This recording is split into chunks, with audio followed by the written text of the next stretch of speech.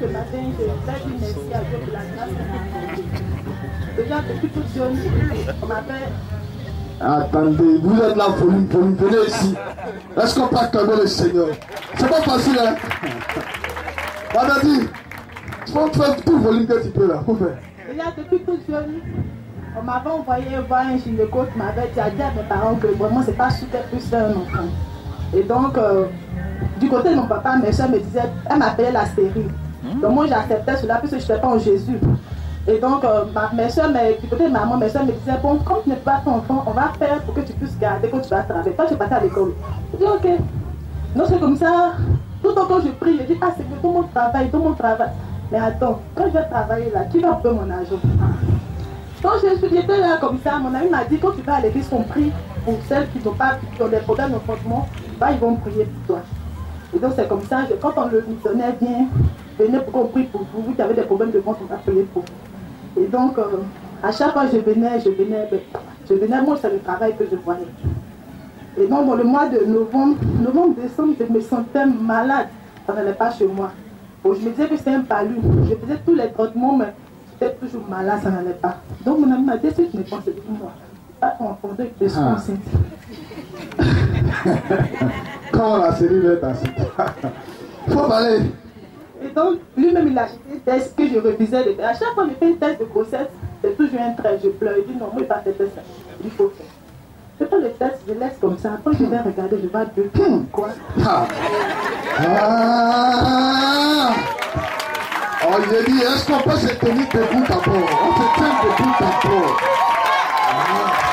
J'ai dit, on t'appellerait stérile. Et maintenant, on t'appellera comme fécondation. Alléluia. Alléluia. Faut faire.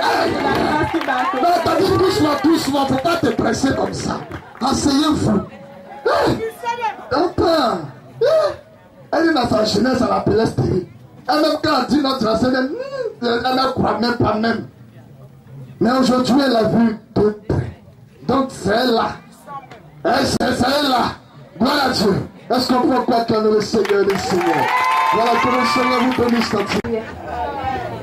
Bon, moi je suis un peu nouvelle, on va dire. Il y a le dimanche, je suis passée, il y a le missionnaire qui a fait une prière sur moi, qui a dit non, que je vais mourir avec la grossesse. Oui. Bon, le vendredi passé, bon, en fait, on va dire que je suis là ce matin pour dire merci à Dieu parce que vraiment, il a échappé le vendredi.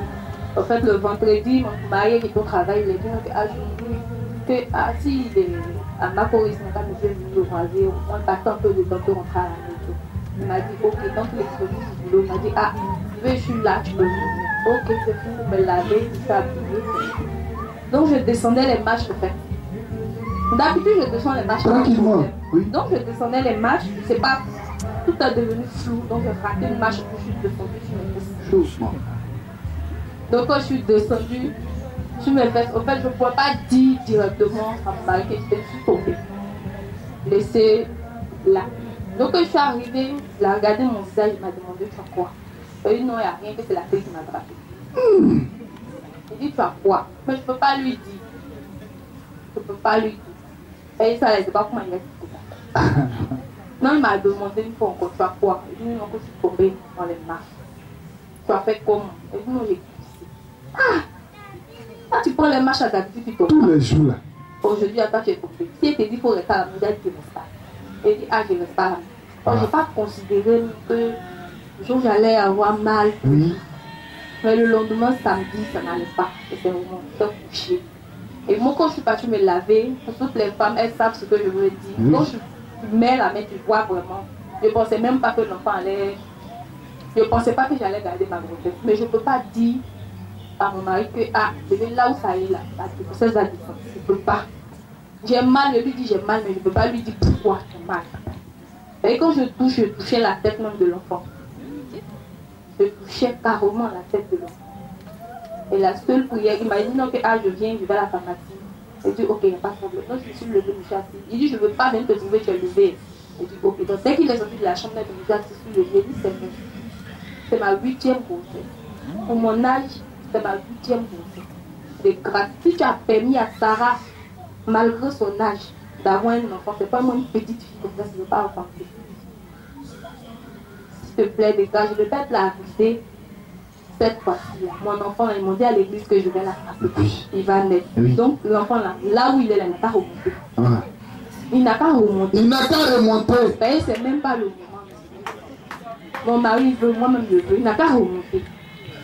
Donc, il est revenu avec les médicaments. J'ai pris les médicaments, je me suis couchée. Il m'a dit, ok, je reviens. J'ai dit, ok. Donc, ça fait qu'il est parti, c'est pas fait 30 minutes. J'ai commencé à bien me porter, j'ai commencé à faire le ménage. Lui, même quand il est revenu, il a commencé à balader. Et il dit, j'ai guéri encore. Il essaie de rester couché. Moi, il sait ce que j'ai. Mais lui, il ne peut pas savoir. Il ne peut pas. Il ne peut pas lui dire aussi. Mais ce qu'il a fini de prendre les médicaments, j'ai vu que ça allait. Je suis rentrée dans la douche et nous, on doit se fermer. Vraiment. Il y a une vraie sorcellerie maintenant, vous faites maintenant de l'église. Alléluia. Je dis, est-ce que tu peux acclamer le Seigneur, le Seigneur? Acclame ton Jésus, s'il te plaît. Je dis, d'embrassement le Créateur. Jésus-Christ de Nazareth.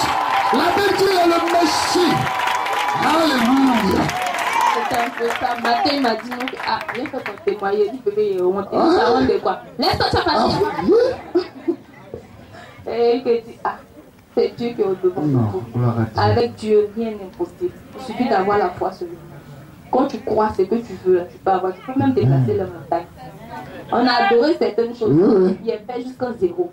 Aujourd'hui, Dieu dit, mon enfant, là, ton corps est fermé, c'est fermé. Donc là, pour celles qui sont assises, elles disent non, je ne vais pas avoir enfant. La soeur même a témoigné. Elle est enceinte. Donc dis-toi que si on te dit que tu es enceinte, que ça va passer. Dis-toi que Dieu a dit tu vas coucher, tu vas coucher. Voilà. Au moment mon bébé, je vais le présenter à l'église. Ils vont bon faire, mon enfant va venir à l'église.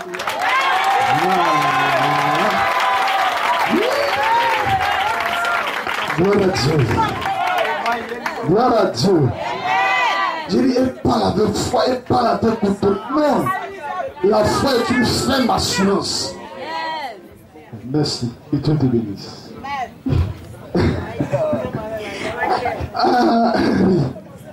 Vraiment, je vais dire à mes soeurs qui sont ici, vraiment de bénir le nom de Dieu. Et puis de vraiment croire ce que souvent les missionnaires nous disent. Il ne faut pas dire non qu'ils te racontent des choses qui sont des histoires. C'est ce qu'ils disent là, c'est quand Dieu les parle là qu'ils nous disent. Parmi nous aussi, il y a d'autres qui croient, il y a d'autres qui ne croient pas. Moi, voilà comment ma présence est venue à l'église ici. J'étais à Boaké. Donc je devais partir prendre mes affaires à Boaké et puis pour faire mon déménagement ici. Au début de ma grossesse, j'ai eu tellement de problèmes. Moi-même, là, ce qui était dans ma tête, là, c'est de faire avortement. Parce que la médecine t'a dit non, tu ne peux pas faire enfant. À ta grande surprise, voici grossesse qui est là. Quand tu t'attends même pas à ça même, tu fais ton programme, on te dit tu ne peux pas tomber enceinte. Grossesse, ça va quitter où pour venir. Voilà. Tout est puissant en 2015 là. Vous ne savez pas. C'est rien comme ça. Non, c'est puissant. Donc, tellement j'ai eu des problèmes là. Moi-même là, je ne voulais même plus garder la grossesse. Donc, Inch'Allah, à Boaké. Voilà comment il a croisé le missionnaire Gérard. Il va me faire une révélation. Et c'est moi qui ai écouté ce qu'il m'a dit. C'est pas mon problème. Elle se fout de ça. Actuellement, c'est de quitter à Boaké. Puis elle venait enlever ma chose. Et elle continuait ma vie. Elle continue sa jeunesse. Je suis là, non. Et puis quelque chose me dit, faut pas faire ce que ta voix te dit. Écoute la voix du missionnaire. Que parce que Dieu là, quand il veut te parler là, il commence par quelqu'un d'abord pour pouvoir toucher ton cœur. Donc écoute ce que le missionnaire va te dire. Moi-même là, je suis tellement pressée même de faire avortement. La complication même a commencé à venir si grossesse là.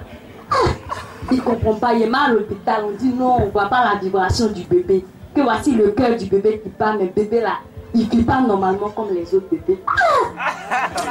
Ça devient compliqué. Ce qui vont me voir, ça devient compliqué. Ça devient compliqué. Quand un missionnaire m'a dit, si tu essaies, tu vas rester dedans. Il n'y a pas de problème. C'est que j'ai écouté la voix de Dieu. Je suis partie payer les médicaments. Moi qui crois qu'en Dieu est, je suis partie m'arrêter, j'ai commencé à prier. Je dis, ah Dieu, quand même là tu as dit, que si mon bon neveu là, il est resté dedans. Ok, il n'y a pas de problème. On dit, on ne voit pas la qualité de l'enfant. C'est le cœur seulement qui bat. Médicaments que moi j'ai pris là, j'ai mis ma foi dessus. Médicaments là, toi faut agir. En tout cas, il faut tout faire médicaments là. Moi en tout cas, je veux voir mon enfant dans ma main, j'ai pris ma décision. Tout ce qui va se passer là, c'est pas mon problème. Mon enfant va naître, mon enfant va naître. Donc j'ai commencé à prendre les médicaments et ça allait me coucher. Il y a une voix qui me dit que non, le 25e mois, ton enfant va naître. Et ça, c'est quoi ça? Le 25e mois, ton enfant va naître. Mais s'il levé, elle finit traitement et ça allait faire écho là. La date là, c'est sorti là-bas. Le 22e mois 2015. Il dit non, Dieu, quand tu écoutes la voix de l'Éternel, il te parle jusqu'à ce que toi-même là, c'est que toi-même ton cœur désire là, Dieu te donne. Il a dit, je suis resté dans ma foi et j'ai commencé à écouter la voix de l'Éternel. Il me parle un peu, il me parle un peu. Et il dit, enfant, ça allait faire écho, c'est que mon cœur désire là. C'est ça même. C'est ça qui est venu là. Ma tête. Oh. On dit, elle fait une grosse petite fille bien belle. On a écouté la voix de Dieu. Écoutez la voix de Dieu. Écoutez surtout les missionnaires. Et ça, c'est mon plus grand témoignage. Vraiment, quand Dieu vous parle, prenez la peine d'écouter ce que Dieu veut vous dire. C'est important dans la vie. Ma petite.